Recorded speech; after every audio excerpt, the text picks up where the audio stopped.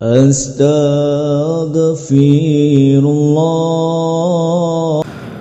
Assalamualaikum warahmatullahi wabarakatuh.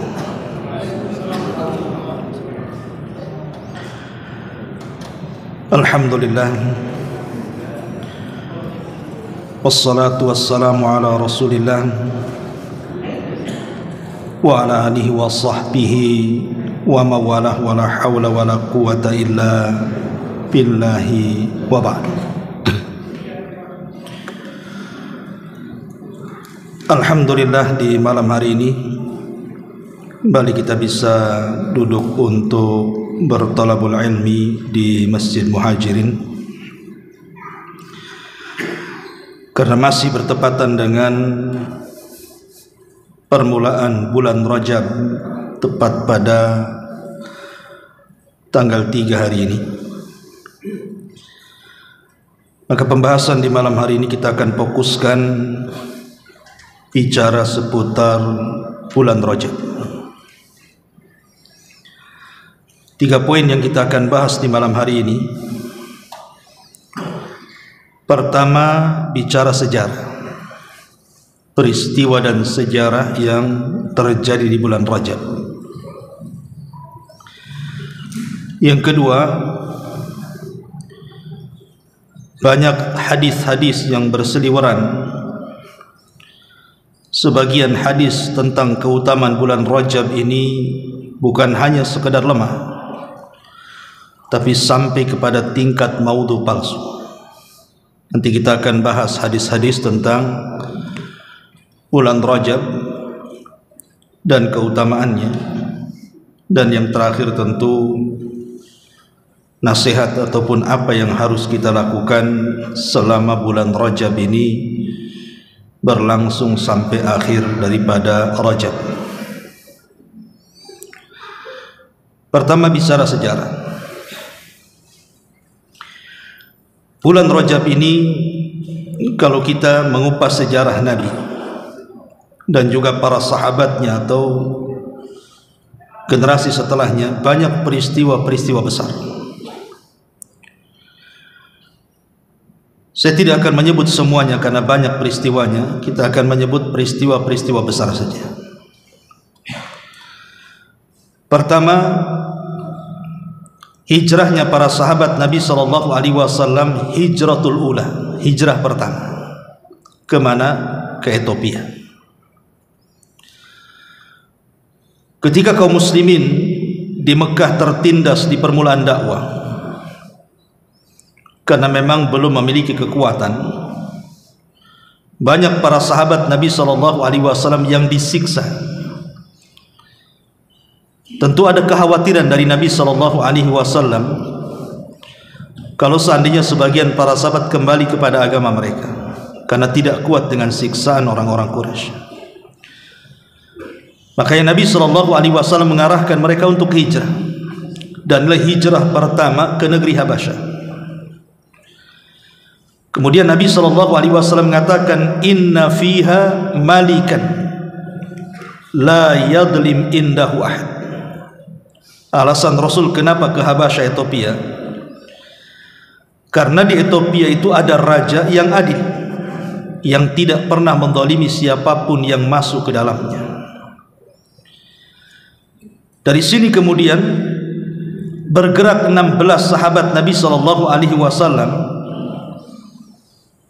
Di antaranya Abu Hudzaifah Ibnu Utaib, kemudian juga Abu Salamah Ibnu Abdul Asad dan juga istrinya, termasuk dalamnya Utsman ibn Affan radhiyallahu an, Utsman ibn Mad'un, dan banyak sederet para sahabat. Dari 16 sahabat Rasul ini bergerak ke Habasyah. Lah hijrah ini terjadi di bulan Rajab. Ini yang pertama. Yang kedua, peristiwa besar yang disebut dengan Isra dan Mi'raj. Memang terjadi perselisihan, tetapi Al-Imam Mubarakfuri di dalam kitabnya Rahiqul Maktum menukilkan pendapat Al-Allamah Al-Mansur Al-Fawri rahimahullahu ta'ala bahwa peristiwa Isra Mi'raj itu terjadi di bulan Rajab. Dan kita tahu peristiwa ini spektakuler karena tidak ada satupun nabi yang pernah sampai ke Sidratil Muntaha kecuali Rasul kita Muhammad sallallahu alaihi wasallam. Dan kisah Isra Mi'raj harus ada kajian khusus karena peristiwa ini banyak pelajaran di dalamnya. Nanti kita mungkin minggu depan atau minggu-minggu yang lain kita akan ceritakan peristiwanya. Ini yang kedua, peristiwa Isra Mi'raj yang kemudian melahirkan salat 5 waktu. Kemudian yang ketiga, pengutusan Sariyah Abdullah ibn Jahaz. Nabi SAW terkadang perang memang dipimpin sendiri, tapi terkadang tidak dipimpin sendiri, tapi mengutus Sariyah, pasukan khusus. Lah ada pasukan khusus yang disiapkan oleh Nabi SAW, dipimpin oleh Abdullah ibn Jahaz. Itu terjadi di bulan Rajab. Kenapa kemudian ingin saya sentuh peristiwa Sariyah Abdullah ibn Jahaz ini? Karena sebab Sariyah ini terjadi perang Badar. Sebab pengutusan Sariyah Abdullah ibn Jahaz ini inilah penyebab terbesar kenapa kemudian tercetus perang dalam sejarah yang merupakan Yaumul Furqan, hari pembeda antara hak dan yang batil, atau disebut dengan Badar Kubra. Jadi pengutusan Sariyah Abdullah bin Jahaz ini terjadi di bulan Rajab. Kemudian juga peristiwa yang terjadi di bulan Rajab adalah tahwilul kiblah, pemalingan kiblat.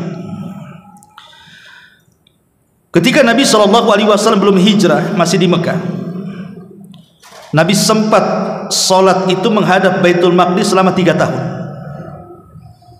Jadi dari tahun ke-10 sebelum hijrah atau setelah diangkatnya beliau menjadi nabi sampai tahun ke-13, artinya 3 tahun selama di Mekah, itu kiblat masih menghadap Baitul Maqdis. Kemudian setelah hijrah Nabi SAW di kota Madinah, maka Rasul pun masih menghadap Baitul Maqdis dan membelakangi Ka'bah, dan itu selama 1 tahun 6 bulan beliau masih menghadap Baitul Maqdis. Baru tepat di bulan Rajab sebelum terjadi perang Badar, maka Nabi SAW ketika itu melihat bahwa kiblat mereka, orang-orang Yahudi, sama dengan kiblat kaum muslimin. Rasul tidak mau.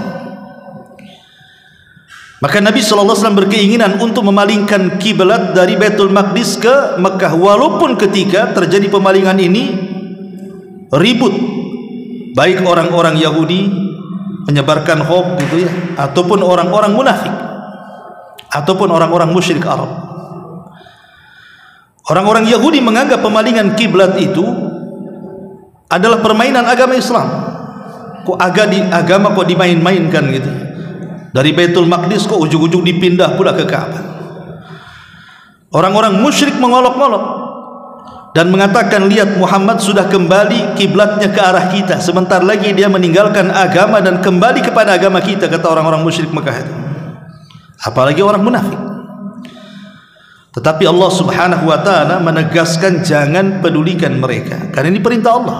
Qad nara taqalluba wajhika fis sama' falanuwalliyannaka kiblatan tardhaha fawalli wajhaka syatral masjidil haram. Turun ayat ini. Pemalingan kiblat itu terjadi di bulan Rajab, tepat di salat asar. Jadi salat asar itulah pertama kali pemalingan kiblat dari Baitul Maqdis ke Baitullah Al-Haram. Kemudian juga terjadi perang Tabuk.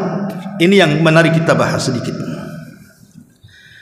Ma'asyiral muslimin yang dimuliakan Allah Azza wa Jalla, kenapa saya tertarik dengan perang Tabuk ini? Karena kondisi sekarang kita lihat saudara kita yang ada di Palestina sedang dibantai oleh Zionis Yahudi. Makanya saya ingin sedikit memberikan gambaran perang Tabuk.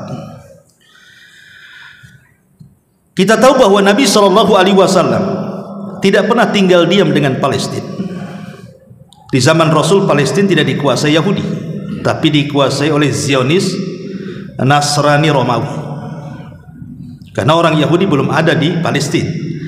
Yahudi itu ada di Palestina setelah Perang Dunia Pertama, kemudian disusul dengan Perang Dunia Kedua.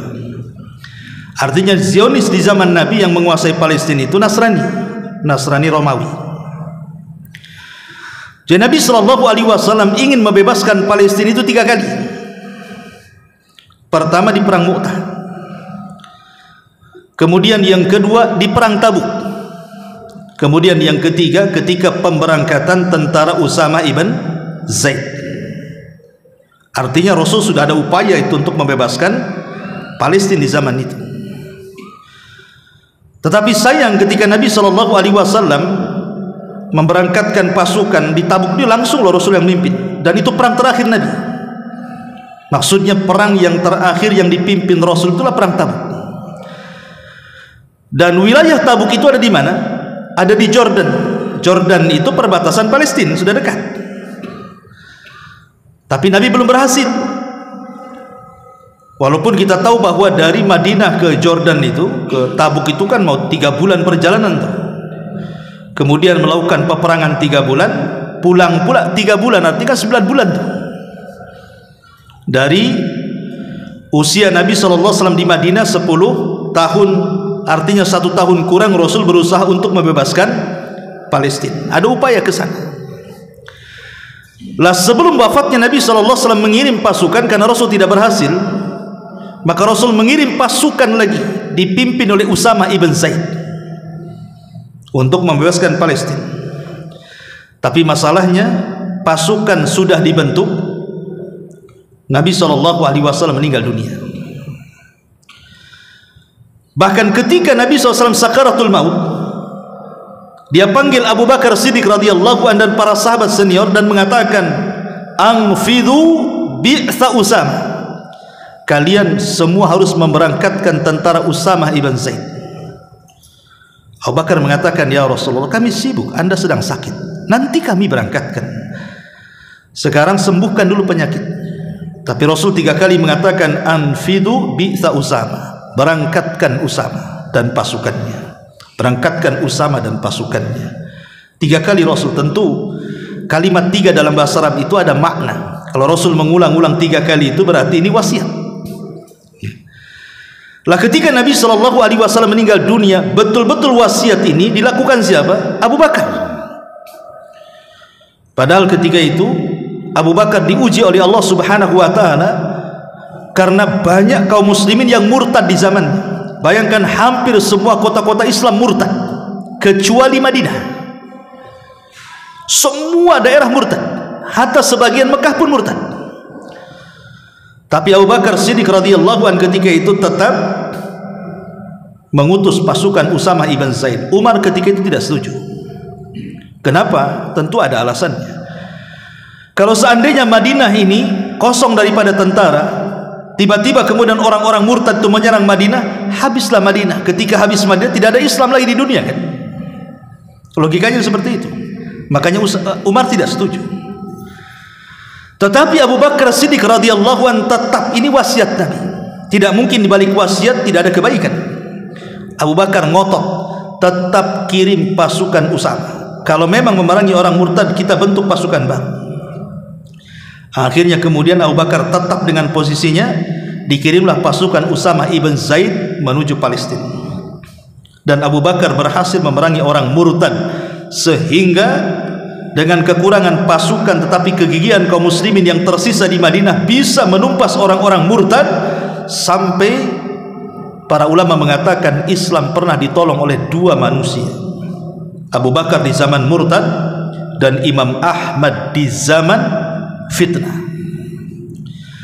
Berangkatlah Usama ibn Zaid, tetapi tidak bisa menguasai Gaza.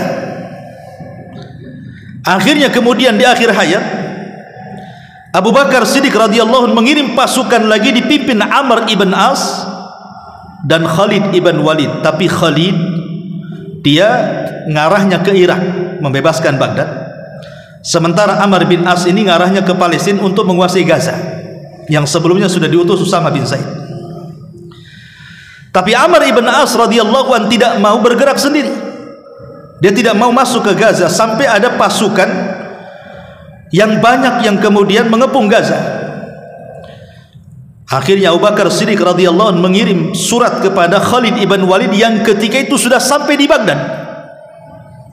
Ketika membaca surat Abu Bakar bahwa dia disuruh gabung ke Palestina karena itulah wasiat Rasul, maka dalam 5 hari Khalid paham, langsung memutar barisan pasukan, kemudian bergabung dengan tentara Amr bin As dan berhasil masuk Gaza. Masalahnya Abu Bakar meninggal dunia. Dia tidak menyaksikan bagaimana Palestina jatuh ke tangan kaum muslimin.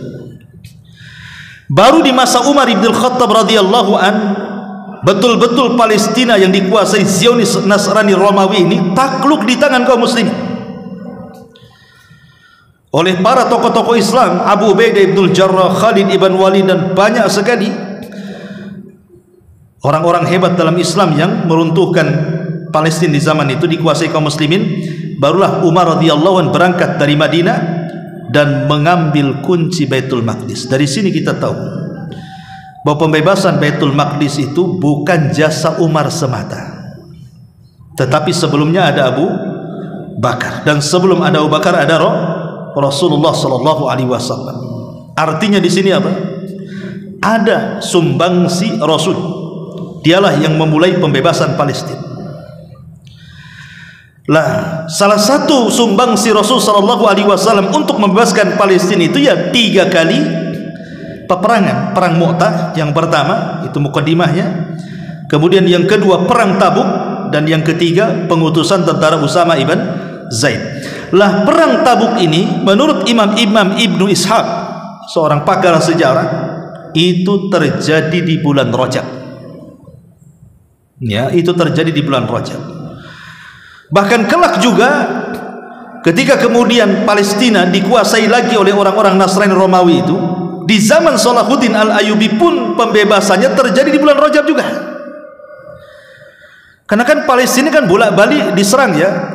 Ketika Daulah Abbasiyah datang tentara Maghul. Maghul itu dari mana? Dari Tatar, dari Cina. Dialah yang kemudian merontokkan Irak, Baghdad itu sampai banjir darah, genosida yang luar biasa oleh tentara Genghis Khan gitu ya, Maghul. Ini tentara Maghul ini bukan hanya menghancurkan Baghdad, itu sampai ke Suriah, sampai ke Palestina. Dan ketika sudah di depan Masjidil Aqsa, ada seorang imam, seorang pemimpin Islam dari Turki, seorang mazhab Maliki ya, saya lupa namanya. Dialah yang kemudian menyerang orang-orang Maghul, karena ketika itu hendak menghancurkan Baitul Maqdis, maka berhasil mengusir orang-orang Maghul kembali ke negaranya. Artinya di sini ikhwatu fillah muliakan Allah Azza wa Jalla, memang peristiwa Palestina dari zaman ke zaman seperti itu akan dikuasai, kemudian kita rebut kembali, dikuasai lagi, dan terakhir dikuasai kaum muslimin di tangan Al-Mahdi Al-Muntadhar. Taib. Jadi peristiwa berikutnya adalah perang Tabuk. Kemudian juga wafatnya Najasyi. Wafatnya Raja Ethiopia itu terjadi juga di bulan Rajab, dan inilah satu-satunya raja yang beriman yang rakyatnya kufur. Raja Najasyi itu nama aslinya Ashamah ibnu Afjur namanya. Ashamah ibn Afjur, karena Najasyi itu kan istilah dari raja Habasyah Ethiopia, sama dengan Kisra bagi istilah raja Persia, kemudian Kaisar istilah raja Romawi, kemudian Tuba istilah raja Yaman, kemudian Muqawqus istilah raja Mesir, Iskandaria, dan begitu seterusnya.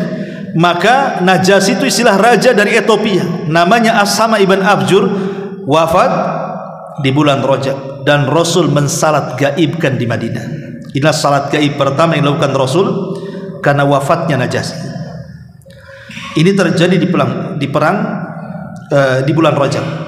Kemudian perang Yarmuk, ma'ruf perang Yarmuk dalam sejarah, itu juga terjadi di perang di bulan Rajab. Dan banyak lagi, termasuk pembebasan Damaskus, kemudian pembebasan Andalus ya, itu semua terjadi di bulan Rajab. Jadi banyak sejarah-sejarah yang terjadi di bulan Rajab. Taib, ini dari sisi sejarah. Kita masuk pada hadis-hadis palsu. Ma'asyiral muslimin yang dimuliakan Allah Azza wa Jalla, kita tahu kalau datang bulan Rajab, terutama di dunia medsos, terkadang berseliweran gitu ya, tentang keutamaan salat di bulan Rajab, puasa di bulan Rajab, sedekah di bulan Rajab, umrah dan begitu seterusnya. Tapi pertanyaannya, adakah hadis yang sahih yang menjelaskan tentang keutamaan bulan Rajab ini? Kita tidak ragu bahwa Rajab ini bulan mulia. Masuk pada surah At-Taubah 36. Ketika Allah Subhanahu wa taala berfirman dalam surah At-Taubah 36, "Inna iddatasy syuhuri indallah 12 syahran fi kitabillah yauma khalaqas samawati wal ardh minha arba'atun hurum dzalika ad-dinul qayyim fala tadlimu fihinna anfusakum." Sesungguhnya bilangan bulan dalam setahun ketika Allah menciptakan langit dan bumi jumlahnya 12 bulan. Dari 12 bulan ini kata Allah, minha arba'atun hurum, ada 4 bulan yang disebut dengan bulan suci. Kemudian Rasul mengatakan, Allah mengatakan, itulah ketetapan yang Allah tetapkan bagi hamba-hambanya, maka jangan pernah kalian berlaku zalim di 4 bulan itu. Al-Imam Al-Bukhari dan Muslim meriwayatkan sebuah hadis ketika memberikan catatan kepada At-Taubah 36, menjelaskan 4 bulan yang dimaksud 36, kata Rasul, salasatun mutawaliyatun Dzulqa'dati wa Dzulhijjati wal Muharram war Rajabul Mudhar bainal Jumada wa Sya'ban. Kata Rasul, yang dimaksud At-Taubah 36, 4 bulan mulia itu yang 3 letaknya berturut-turut dan yang 1 terpisah. Adapun yang berturut-turut dimulai dari Dzulqa'dah, kemudian Dzulhijjah, kemudian Muharram. Ini berturut-turut. Ini disebut Asyhurul Hurum. Tapi yang 1 terpisah, itulah yang disebut dengan Rajab Mudhar. Yang kita sekarang berada di bulan Rajab Mudhar ini, tanggal 3 ya. Dari sini kita tahu bahwa bulan Rajab itu masuk pada Asyhurul Hurum, bulan-bulan mulia. Siapa yang memuliakan bulan ini, Allah muliakan dia. Siapa yang menghinakan bulan ini, Allah hinakan dia. Bahkan Ibnu Abbas radhiyallahu anhuma sampai memberikan catatan kepada kalimat fala tadlimu fihinna anfusakum, ujung dari ayat At-Taubah 36 itu. Apa kata Ibnu Abbas? Beliau mengatakan, siapapun yang melakukan kezaliman, walaupun kezaliman itu tetap dosa di bulan manapun dikerjakan, tapi kalau dilakukan di bulan-bulan suci, salah satunya Rajab, maka dosanya lebih besar dibandingkan di bulan-bulan lain dia lakukan kezaliman. Begitu juga amal soleh. Siapapun yang beramal soleh, dasarnya amal soleh itu berpahala, dilakukan di mana bulan pun. Tapi kalau dilakukan di bulan-bulan hurum, maka pahalanya jauh lebih besar. Kalau saya dekatkan pemahaman, kalau kita melakukan solat sunnah di bulan Rajab, itu pahalanya lebih besar dibandingkan di bulan Jumadil Awal atau Jumadil Akhir atau Safar. Begitu juga orang yang berzina, berghibah, minum khamr, berjudi atau apapun maksiatnya, dilakukan di bulan Rajab, Allah lipat gandakan dosanya dibandingkan ia lakukan di bulan-bulan selain Asyhurul Hurum. Lah perkataan Imam Ibnu Abbas ini radhiyallahu anhuma dikuatkan oleh perkataan Imam Qatadah juga yang disebutkan dalam tafsir At-Tabari. Dia menukilkan hal yang sama. Artinya dari sini bahwa bulan Rajab ini bulan istimewa, karena orang yang bermaksiat dilipat gandakan dosanya, tapi orang yang beramal juga dilipat gandakan pahalanya, kan gitu. Kita tidak ragu lagi bahwa Rajab ini bulan mulia. Tapi masalahnya, adakah amalan-amalan khusus? Seperti bulan Dzulhijjah ada puasa, bulan Muharram ada puasa, gitu ya. Kemudian juga bulan Ramadan jelas gitu amalannya banyak, gitu ya. Adakah di bulan Rajab itu amalan khusus? Rupanya tidak ada satupun amalan khusus. Baik, ada beberapa hadis yang tersebar, kita jelaskan. Pertama, Nabi SAW mengatakan, Rajabun syahrullah, Rajabu syahrullah, wa Sya'ban syahri, wa Ramadan syahru ummati. Bulan Rajab ini adalah bulan Allah, Sya'ban bulanku, dan Ramadan bulan umatku. Para ulama mengatakan hadis ini maudhu, hadis ini palsu, tidak ada sanadnya. Tapi ini banyak di masyarakat yang membacakan hadis ini. Kemudian yang kedua, ada hadis yang mengatakan fadlu syahri Rajab ala syuhuri ka fadlil Qur'ani ala sairil kalam, wa fadlu syahri Sya'ban ka fadli ala sairil anbiya, wa fadlu syahri Ramadan ala syuhur ka fadlillahi ala sairil ibad. Kenapa saya ingin membacakan beberapa hadis yang tersebar, dan ini kebanyakan maudhu, supaya kalau anda ini mungkin sholat di masjid mana, mendengarkan khatib menjelaskan keutamaan bulan Rajab, kemudian mendengar hadis ini, kita sudah tahu ini hadis palsu. Jangan disebar, karena Nabi SAW dengan tegas mengatakan, siapapun yang menyebar hadis palsu itu falyatabawwa maq'adahu minan nar, silahkan ambil tempat duduknya di neraka. Silahkan ambil tempat duduknya di neraka. Enggak boleh menyebar hadis palsu kecuali dijelaskan ini palsu. Kalau tidak dijelaskan, berdosa kita. Kata Nabi SAW di sini, keutamaan bulan Rajab atas bulan-bulan yang lainnya seperti keutamaan Al-Quran atas semua perkataan manusia. Keutamaan bulan Sya'ban seperti keutamaanku atas seluruh para nabi, dan keutamaan Ramadan seperti keutamaan Allah atas seluruh hambanya. Al-Hafidh Ibn Hajar Al-Asqalani mengatakan hadis ini maudhu, palsu. Kemudian yang ketiga, Nabi mengatakan man shallal maghrib awwala lailatin min rajabin thumma shalla ba'daha 20 rak'ah yaqra'u fi kulli rak'atin bi fatihatil kitab wa qul huwallahu ahad marratan wa yusallimu fihinna 10 taslimat atadruna ma thawabu fa inna ruh al-amil 'allamani dhalik qulna Allahu fi nafsihi wa malihi wa ahlihi wa walidihi wa ujira min adzabil qabri wa fi awwali rak'ati 100 marrati ayatul kursi wa fi rak'ati tsaniyati 100 marratin qul huwallahu ahad lam yamut hatta yara maq'adahu minal jannah aw yuralahu. Barang siapa yang berpuasa 1 hari di bulan Rajab dan salat 4 rakaat, di rakaat pertama baca ayat kursi 100 kali dan di rakaat kedua baca surah Al-Ikhlas 100 kali, maka dia tidak akan mati sampai diperlihatkan tempat duduknya di sorga. Al-Hafidh Ibn Hajar Al-Asqalani mengatakan semua rawinya lemah dan tidak ada yang sahih. Bahkan sebagian para ulama mencantumkan hadis ini dalam kitab Al-Mawdu'at, hadis-hadis maudhu. Ini yang keempat. Yang kelima, Nabi SAW mengatakan man shama yauman min Rajab adalah siyama syahri. Barang siapa yang berpuasa 1 hari di bulan Rajab, ganjarannya sama dengan berpuasa 1 bulan. Hadis ini dhaifun jiddan, memang tidak palsu tapi lemah sekali dan tidak bisa dijadikan dalil.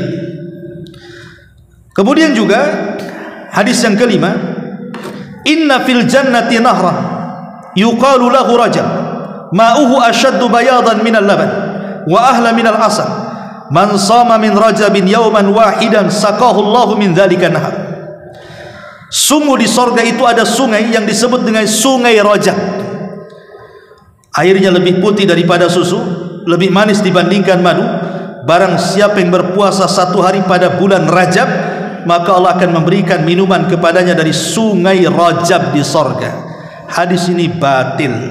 Ya, hadis ini batil, tidak sahih.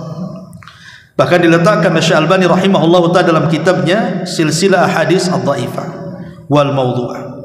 Kemudian hadis yang ketujuh, man shama 3 ayyamin min Rajab kutiba lahu siyamu syahrin wa man shama 7 ayyamin min Rajab aghlaqallahu anhu 7 abwabi min nar wa man shama 8 ayyamin min Rajab fatahallahu 8 minal jannah wa man shama nisfa Rajab hasabahullahu hisaban yasira. Barang siapa berpuasa 3 hari pada bulan Rajab, ditulis Allah Ta'ala mengatakan bahwa riwayatnya mungkar, tidak bisa diamalkan. Kemudian hadis yang berikutnya yang ke-9, kana idza dakhala Rajab, Nabi kalau masuk di bulan Rajab itu qala Allahumma barik lana fi Rajaban wa ballighna Ramadan. Ya Allah berkahi. Makanya di sini saya akan menukilkan dua perkataan ulama. Pertama, Syekhul Islam Ibn Taimiyah rahimahullahu taala, apa kata beliau? Amma takhsisu Rajab wa Sya'ban jami'an bisawmi aw al-i'tikafi lam yarid fihi anin Nabi sallallahu alaihi wasallam syai'un wala an ashabihi wala immatil muslimin bal qad thabata fi sahih anna Rasulullah sallallahu alaihi wasallam kana yasumu ila Sya'ban wa lam yakun yasumu minas sanati akthar mimma yasumu min Sya'ban min ajli syahri Ramadan. Amma saumu Rajab bi khususihi fa ahadithuhu kulluha dha'ifatun bal mawdu'atun la ya'tamidu ahlul ilmi ala syai'in minha wa laysat min adh-dha'if alladhi yurwa fi al-fadha'ili bal ammatuha min al-mawdu'atil makdzubat. Lihat perkataan Ibnu Taimiyah. Adapun menghususkan bulan Rajab, kata Ibnu Taimiyah, dan untuk berpuasa pada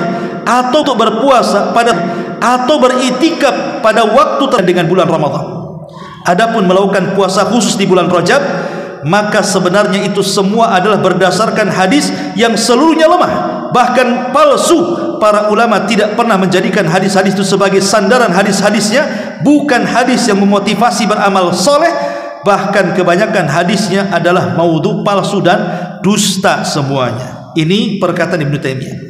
Kemudian perkataan Al-Hafidz Ibnu Hajar Al-Asqalani, seorang ulama Syafi'i, mengatakan lam yarid fi fadli syahri Rajab wala fi, dan tidak pula salat malam pada malam-malam tertentu di dalamnya satu hadis sahih pun yang bisa dijadikan hujjah, dan telah mendahuluiku berkeyakinan seperti ini Al-Imam Abu Ismail Al-Harawi Al-Hafidz. Kami meriwayatkan perkataan beliau, maksudnya Al-Imam Al-Harawi, dengan sanad yang sahih. Dan banyak ucapan para ulama, Imam Ibnul Qayyim, dan banyak sekali. Intinya dari semuanya tidak ada hadis yang sahih, bahkan kebanyakan maudhu, palsu. Kalaupun ada yang dhaif jiddan, bahkan semua riwayatnya dusta. Dari sini kita pahami bahwa tidak ada amalan khusus di bulan Rajab. Itu kesimpulannya. Tidak ada salat khusus seperti yang ma'ruf di masyarakat ada namanya salat raghaib atau salat tasbih. Tidak ada salat khusus di bulan Rajab. Tidak ada puasa khusus di bulan Rajab. Tidak ada umrah khusus, tidak ada baca Quran khusus, tidak ada zikir khusus, tidak ada yang khusus. Tetapi walaupun demikian, tidak ada dalil khusus tentang keutamaan amalan di bulan Rajab, kita mengacu kepada dalil umum. Karena bulan Rajab ini bulan mulia, maka apapun amalan soleh di bulan Rajab ini tetap memiliki pahala tinggi di sisi Allah. Tapi jangan dikhususkan. Ya, sedekah kapan saja, solat kapan saja, puasa kapan saja, Senin Kemis, Ayamul Bid, puasa Daud, semua berpahala besar. Ya. Ma'asyiral muslimin yang dimuliakan Allah Subhanahu wa taala, ini pembahasan kedua, dan yang terakhir inilah nasihat di bulan Rajab. Ini penting. Ulama mengatakan bahwa bulan Rajab ini syahrul ghiras. Ingat ya, ulama mengatakan Rajab ini syahrul ghiras. Apa syahrul ghiras? Bulan untuk menanam. Kalau antum punya ladang, untuk sampai ke panen itu harus meletakkan tanaman dulu, biji-biji itu. Kedua baru dialiri air, disiram, kemudian tumbuh, kemudian manen. Ulama mengatakan bahwa bulan Rajab ini syahru ghirasin, bulannya kita menanam. Adapun Sya'ban itu syahru saqa, bulannya mengairi. Dan bulan Ramadan itu syahrul hisad, bulannya memanen. Jadi kalau kita hendak memanen di bulan Ramadan, memanen hasil di bulan Ramadan, tanam dari bulan Rajab, maka Anda akan memanen di bulan Ramadan. Kita sering kalau masuk Ramadan kan, ada sebagian kita mengeluh, capek kali sholat di sana. Kenapa? Udah panjang-panjang bacaannya, rukunya lama, sujudnya lama, kan gitu. Mau 2 jam saya sholat di tempat itu, kayaknya sekali aja lah di situ. Sana cepat tuh, nggak sampai 15 menit selesai. Ada yang ngomong begitu? Ada. Yang lain mengatakan, aduh lapar kali ini puasa ini. Kadang-kadang karena awal permulaan puasa tak sadar dia minum padahal sedang puasa karena kaget. Akhirnya puasanya kan bawaannya lemas saja, tidur aja seminggu pertama. Lemas, kenapa kok lemas? Awal Ramadan, gimana nggak lemas puasa katanya. Ya. Ada orang yang baru mulai baca Quran udah jenuh, baru berapa lembar udah malas. Banyak ibadah-ibadah yang tumbang di bulan Ramadan. Kenapa coba? Karena dia tidak memulai ibadah di bulan Rajab. Kalau orang memulai di bulan Rajab ini kebiasaan-kebiasaan ibadah di bulan Ramadan, kita mulai dari sekarang, maka di bulan Ramadan kita tidak akan kesulitan untuk ibadah. Contoh nih, kita bulan Rajab sudah mulai latihan puasa. Puasa Senin Kamis, puasa Yaumul Bid, puasa Daud mamanya kan. Sudah biasa lapar kan. Kemudian Sya'ban, Nabi SAW paling banyak puasa di bulan Sya'ban itu, hampir 1 bulan. Tapi tidak sama dengan Ramadan. Artinya kalau Ramadan sampai 29 hari atau 30, kalau Sya'ban ya kalau bisa sampai 27 hari saja kan itu. Dari tanggal 1 tuh. Ya.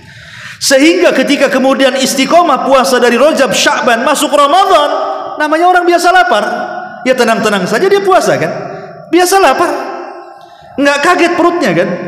Tapi kalau ujung-ujung Ramadan kita puasa, apa nggak kaget tuh, apa nggak protes perut tuh sama kita kan? Akhirnya bawaannya lemas. Itu contoh.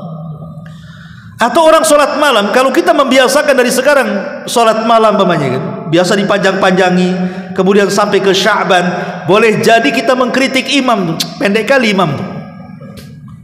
Kritiknya bukan panjang kali, pendek kali kan itu, karena sudah terbiasa.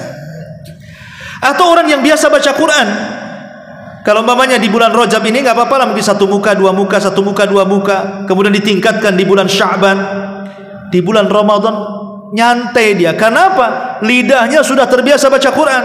Kalau orang 1 tahun tidak baca Quran, tiba-tiba datang Ramadan megang Quran, walaupun anda ini lancar baca Quran, saya pastikan tidak akan lancar. Nggak akan lancar. Kenapa? Tidak membiasakan baca Quran. Walaupun tadi sebenarnya anda sudah bisa baca Quran lancar kan, tapi kalau Quran ditinggalkan 1 tahun, baru sibuk Ramadan ambil Quran mau menghatamkan, nggak akan hatam Quran itu. Tersalah-salah dia baca. Makanya kemudian dimulai dari bulan Rajab, karena ini bulan ghiras kata ulama, bulan tempatnya menanam untuk menuai hasilnya di Ramadan. Sebutkan ibadah apa di bulan Ramadan, lakukan sekarang. Itu maksudnya. Karena ini adalah syahrul ghiras kata ulama. Ini yang pertama, nasihat pertama. Nasihat yang kedua, walaupun secara umum bulan Rajab saya katakan semua riwayatnya hampir dipastikan palsu, walaupun dhaif jiddan, dusta semuanya kan, tapi secara umum amalan-amalan di bulan Rajab itu tetap berpahala tinggi. Ayat yang saya sebut di awal, inna iddatash syuhuri indallah, itu 12 syahran minha arba'atun hurum, itu terletak di surat apa? At-Taubah. Ketika Allah menjelaskan tentang bulan-bulan hurum, diletakkan tidak di surat Al-Baqarah, tidak pula di surat Al-Imran, tidak didapati dalam surat Al-Anfal atau surat-surat yang di Al-Quran kan. Tapi Allah menjelaskan keutamaan bulan-bulan hurum, salah satunya Rajab, itu di surat apa? Di surat At-Taubah. Kenapa diletakkan di At-Taubah? Kenapa? Ulama mengatakan, kenapa ayat itu diletakkan di 36 At-Taubah? Sebagaimana nama surat itu At-Taubah, karena di bulan-bulan hurum, salah satunya Rajab ini, kita dilarang untuk melakukan kezaliman, disuruh taubat kita. Jadi Rajab ini harus memperbanyak tajdidut taubah, memperbanyak taubat. Makanya di ujung ayat At-Taubah 36 ya Allah mengatakan, fala tadlimu fihinna anfusakum. Inilah amalan terbesar, jangan dilakukan di bulan Rajab. Karena nas Quran menjelaskan seperti itu, jangan melakukan kezaliman. Zalim itu terbagi 3. Pertama, zalim kepada diri sendiri. Yang kedua, zalim kepada orang lain. yang ketiga zalim kepada Allah Azza wa Jalla. Ketika kita kemudian melalaikan ketaatan-ketaatan di bulan Rajab, padahal kita tahu bulan Rajab itu Asyhurul Hurum, seperti kita meninggalkan yang wajib-wajib, atau malas melakukan yang sunnah-sunnah, atau mungkin kita ini malas untuk berzikir, berdoa, hakikatnya kita sedang mendolimi diri kita sendiri karena tidak memanfaatkan bulan Rajab. Ini kan bulan mulia, kesempatan kita ini untuk banyak melakukan hal yang wajib dan yang sunnah kan. Ketika kemudian ada peluang untuk melakukan kebaikan, kemudian kita tidak ambil, hakikatnya kita sudah mendolimi diri kita di bulan Rajab. Kenapa? Karena ada peluang kebaikan kita tidak melakukannya, dan itu artinya zalim terhadap diri sendiri. Lakukan amal soleh. Kalau ada peluang, kenapa tidak? Ada peluang solat, ada peluang sedekah, ada peluang zikir, ada peluang baca Quran. Lah peluang-peluang ini kemudian kita tinggalkan, maka hakikatnya kita sedang mendolimi diri kita sendiri di bulan Rajab. Ini pertama. Yang kedua, zalim kepada manusia. Stop di bulan Rajab ini, jangan mendolimi manusia.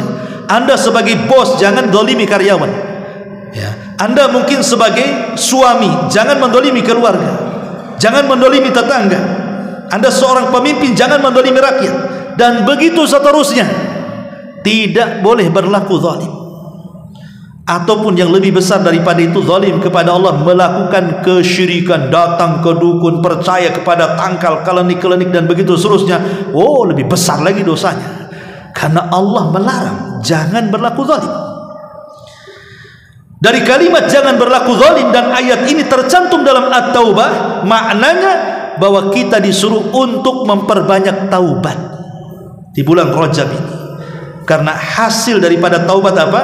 Innallaha yuhibbut tawwabin wa yuhibbul mutatahhirin. Allah senang dengan orang-orang yang taubat. Kalau kita gunakan di bulan Rajab ini untuk bertobat, maka Allah akan senang kita di bulan Sya'ban. Allah senang kepada kita di bulan Sya'ban. Kalau Allah sudah cinta dan senang kita di bulan Sya'ban, maka kita akan menjadi orang pilihan di bulan Ramadan. Begitu rangkaiannya ya. Makanya letakkan di surah Taubah di sini. Ma'asyiral muslimin yang dimuliakan Allah Azza wa Jalla. Kemudian juga lebih daripada itu, kalau kita tidak malas untuk baca istighfar, astagfirullah, mungkin sampai ratusan atau ribuan kali, ambillah satu istighfar. Tapi satu istighfar ini merupakan sayyidul istighfar, baca di pagi dan sore hari. Sebagaimana Nabi SAW bersabda, sayyidul istighfar, Allahumma anta rabbi la ilaha illa anta khalaqtani wa ana abduk wa ana ala ahdik wa wa'dika mastata' a'udzubika min syarri ma sana' abu'u laka bi ni'matika alai wa abu'u bi dhanbi faghfirli fa innahu la yaghfiru dhunuba illa anta. Ini namanya sayyidul istighfar. Ya Allah, Engkau adalah Tuhanku, tiada Tuhan selain Engkau. Engkaulah yang telah menciptakan aku, dan aku adalah hamba-Mu. Aku tetap pada ikatan dan perjanjian semampuku. Aku berlindung kepadamu dari kejahatan yang aku perbuat. Aku mengakui dosaku kepadamu. Aku mengakui nikmat-Mu yang Kau berikan kepadaku. Maka ampunilah aku, sungguh tidak ada yang dapat mengampuni dosa kecuali Engkau. Ini namanya sayyidul istighfar. Apa kata Rasul? Kalau antum baca di sore hari satu kali, Allah takdirkan malamnya mati, masuk surga. Kalau antum baca di pagi hari, Allah takdirkan siangnya mati, masuk surga. Begitu kata Nabi ya. Maka perbanyak taubat, jauhi kezaliman, perbanyak bertaubat kepada Allah Azza wa Jalla, dan ambil amalan-amalan yang ringan tapi pahalanya besar. Seperti apa? Zikir, doa, baca Quran. Itu kan amalan-amalan ringan, tapi pahalanya besar ya. Ma'asyiral muslimin yang dimuliakan Allah Azza wa Jalla, syukur-syukur kalau seandainya kita amalan-amalan harian yang di luar Rajab itu kita lakukan lebih meningkat lagi di bulan Rajab. Seperti sebelum tidur kita baca surah surah Tabarak gitu kan. Kata Nabi SAW, man qara'a tabarakalladzi biyadihil mulku kulla lailatin mana'ahu Allahu Azza wa Jalla biha min adzabil qabri. Siapa yang membaca surah At-Tabarak, maksudnya tabarakalladzi biyadihil mulku wa huwa ala kulli syai'in qadir, itu setiap malam, maka dia tidak akan tersentuh azab kubur. Atau baca ayat kursi, atau baca apalah kan begitu. Karena tidak ada amalan khusus masalahnya kan. Ketika tidak ada amalan khusus, maka ambil amalan umum. Yang jelas perbanyak dengan amalan-amalan di bulan Rajab ini, kesempatan terakhir dari Asyurul Hurum. Karena kalau menunggu Asyurul Hurum yang lainnya kan nunggu Dzulqa'dah lagi habis Ramadan nanti kan. Mesti lama lagi. Apaan lagi kan? Ya kalau masih ketemu dengan Asyurul Hurum berikutnya. Kalau tidak, makanya ini kesempatan, maka bersyukurlah kepada Allah. Allah masih berikan kesempatan kita sampai di bulan Rajab. Minta kepada Allah keberkahan di bulan Rajab, kemudian keberkahan di bulan Sya'ban, dan minta kepada agar kita sampai di bulan Ramadan. Itulah pembahasan di malam hari. Mudah-mudahan ada manfaatnya. Subhanakal bihamdika asyhadu an la ilaha illa anta astaghfiruka wa atubu ilaik. Allahu ta'ala alam. Assalamualaikum warahmatullahi wabarakatuh.